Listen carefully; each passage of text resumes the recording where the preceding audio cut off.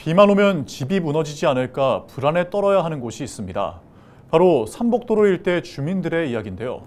오랜 기간 방치된 빈집은 이제 주택가 폭탄이 됐습니다. 집중호우 안전기획보도 오늘은 마지막 순서로 삼복도로 빈집 주변 실태를 김한식 기자가 점검해봤습니다. 도로 옆에 흉가처럼 서 있는 건물, 외벽 곳곳에 균열이 생겼고 건물 일부도 뜯겨져 나갔습니다. 마을 안으로 들어가자 나타나는 커다란 회색빛 건물. 건물 외벽 곳곳에 균열이 생겼고 시뻘겋게 녹슨 철근이 그대로 드러나 있습니다.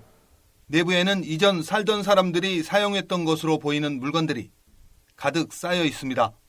빈집은 고양이와 모기 같은 해충의 서식지가 되면서 소음과 악취의 근원지이기도 하지만 더 큰 문제는 안전을 위협한다는 겁니다. 비어있지요. 그 건물에 막 비 오면 위험하지. 물이 막 흘러내리지. 근데 좀 위험하긴 위험하죠. 오래됐지 한 10년도 넘어 10년이 뭐예요. 빈집이 많아요. 지금 여기 뒷집 여기도 빈집이 있어가지고 불안해요 전부 다들. 비 좀 많이 하면 뭐 뒤에 습기 쳤나 이거 꼬라이 하서도 물이 내려간 데가 없어가지고. 6.25 전쟁 당시 피난민들이 자리 잡으면서 형성된 부산 삼복도로 원도심. 마을에 설치된 구조물 역시 오래됐습니다. 삼복도로 일대는 가파른 경사를 따라 주택들이 지어져 있습니다.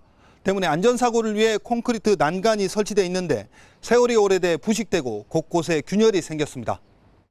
대도시인 부산에서도 빈집은 골칫거리가 된 지 오래입니다. 지난 2020년 1월 기준 부산 지역 전체 빈집은 5천여 채. 하지만 이 수치는 무허가 빈집을 제외한 것입니다.